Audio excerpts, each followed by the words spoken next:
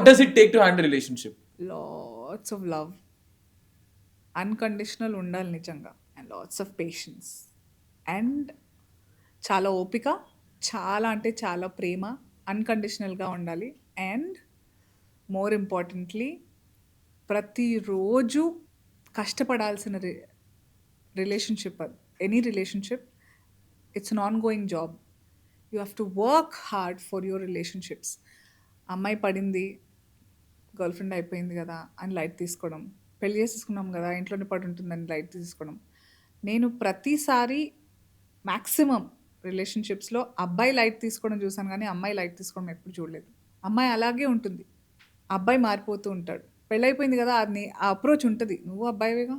So it's like you bought a you bought a shirt, you wore it, వాడేసుకున్నా, ఉంది కదా అని దాన్ని ఐరన్ చేయడం చేయకపోవడం, మళ్ళీ అలా అలా ఉంటుంది మీ అప్రోచ్, అంతే. ఐ మీన్ మ్యాక్సిమం చూసాను. I'm not maybe everybody is like that, but in general acquire చేసేసుకున్నా కదా, దక్కింది కదా నాకు అని చెప్పి ఇంకేం చేయక్కర్లేదు, అప్పటిలాగా డేట్స్ ప్లాన్ చేయక్కర్లేదు, కాంప్లిమెంట్ చేయక్కర్లేదు అని అనుకోకూడదు. It's an ongoing process.